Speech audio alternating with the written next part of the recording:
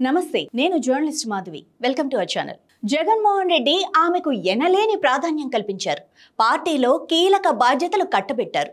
అధికారంలోకి వచ్చిన వెంటనే కేబినెట్ హోదాతో కూడిన పదవినిచ్చారు. అయినా సరే ఆమె కృతజ్ఞత చూపలేదు.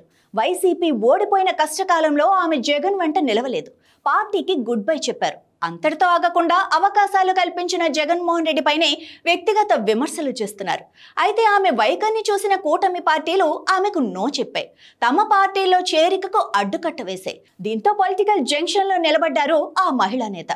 ఇంతకు ఎవరామె, ఏంటా కదా తెలియాలి అంటే ఈ స్టోరీ వినాల్సిందే. వాసిరెడ్డి పద్మ తెలుగు రాజకీయాల్లో చాలా రోజులుగా వినిపిస్తున్న పేరు ఇది.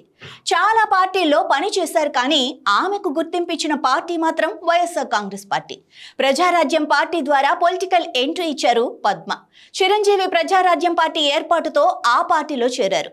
ఆ పార్టీలో అధికార ప్రతినిధిగా కూడా పనిచేశారు. ప్రజారాజ్యం కాంగ్రెస్ లో విలీనం కావడంతో ఆ పార్టీలో చేరారు. జగన్మోహన్ రెడ్డి వైఎస్ఆర్ కాంగ్రెస్ పార్టీని ఏర్పాటు చేయడంతో ఆయన వెంట అడుగులు వేశారు. దీంతో జగన్మోహన్ రెడ్డి ఆమెను అధికార ప్రతినిధిగా తీసుకున్నారు.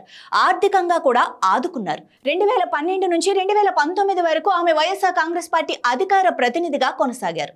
ఆ సమయంలోనే ఆమె రాష్ట్ర నాయకురాలిగా ఎదిగారు. వైఎస్ఆర్ కాంగ్రెస్ అధికారంలోకి రావడంతో ఆమెకు కేబినెట్ హోదాతో సమానమైన మహిళా కమిషన్ చైర్పర్సన్ పదవి ఇచ్చారు.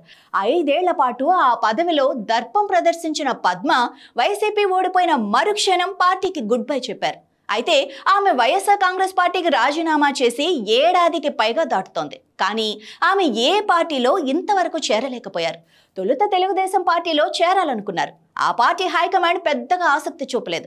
అటు తర్వాత జనసేనలో చేరాలని భావించారు. తద్వారా భవిష్యత్తులో జగ్గంపేట నియోజకవర్గాన్ని తనకు కేటాయించాలని జనసేన నాయకత్వాన్ని కోరారు. అయితే ఇంతలో మాజీ ఎమ్మెల్యే సామినేని ఉదయభాను జనసేనలో చేరిపోయారు. ఏకంగా పార్టీ జిల్లా అధ్యక్షుడే అయ్యారు. ఇక జనసేనలో చేరితే తనకు భవిష్యత్తు ఉండదని భావించిన వాసిరెడ్డి పద్మ వెనక్కి తగ్గారు.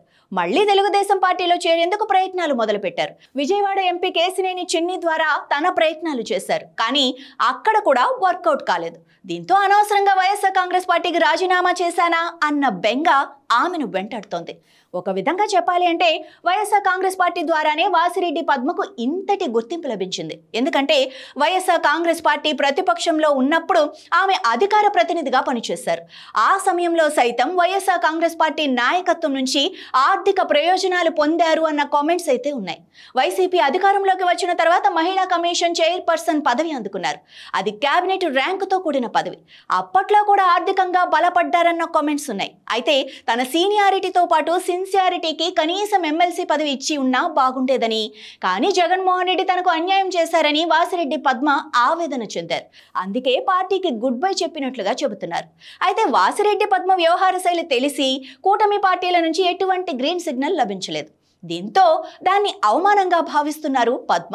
కనీసం బీజేపీలో చేరేందుకు కూడా ఆమె చేయని ప్రయత్నం అంటూ లేదు. కానీ అవేవి వర్కౌట్ కాలేదు.